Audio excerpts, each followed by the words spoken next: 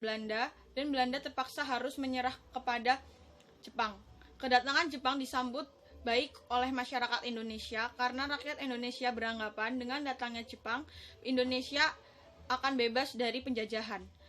Jepang mengalami kekalahan dari sekutu dalam Perang Pasifik sehingga Jepang membentuk BPUPKI atau Jokoritsu Junbi Kosakai yang diketuai oleh Dr. Rajiman Widyaningrat dan beranggota 62 orang.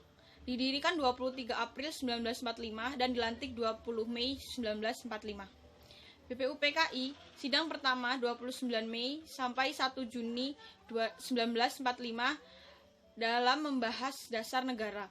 Sidang kedua 10 sampai 16 Juli 1945 membahas rancangan undang-undang. 7 Agustus 1945 didirikan PPKI yang diketuai oleh Insinyur Soekarno. Peristiwa Rengas Dengklok adalah peristiwa penculikan yang dilakukan oleh sejumlah pemuda, di antaranya yaitu Wik Sukarni, Wikaina, Aidit, dan Hoirul Saleh dari perkumpulan Menteng 31 terhadap Soekarno dan Muhammad Hatta. Peristiwa ini terjadi pada tanggal 16 Agustus 1945 pukul 3.00 dengan membawa tokoh ini di Rengas Dengklok, sebuah kota kecil di Kabupaten Karawang, Provinsi Jawa Barat. Peristiwa ini dilatar belakangi perbedaan pendapat antara golongan muda dan golongan tua dalam menentukan waktu proklamasi kemerdekaan Indonesia.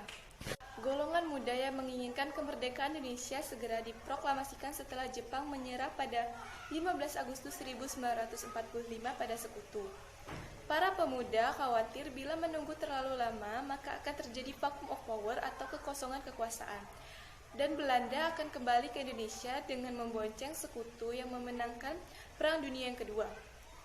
Para pemuda membawa Soekarno dan Hatta ke Rengas Dengklok dan berharap Soekarno dan Hatta bersedia menyatakan proklamasi kemerdekaan Indonesia pada tanggal 16 Agustus 1945. Namun Soekarno dan Hatta menolak usulan tersebut.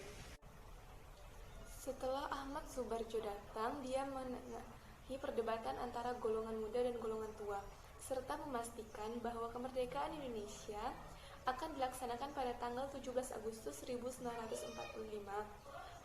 Maka para pemuda bersedia melepaskan Insinyur Soekarno dan Muhammad Hatta beserta rombongan untuk kembali ke Jakarta.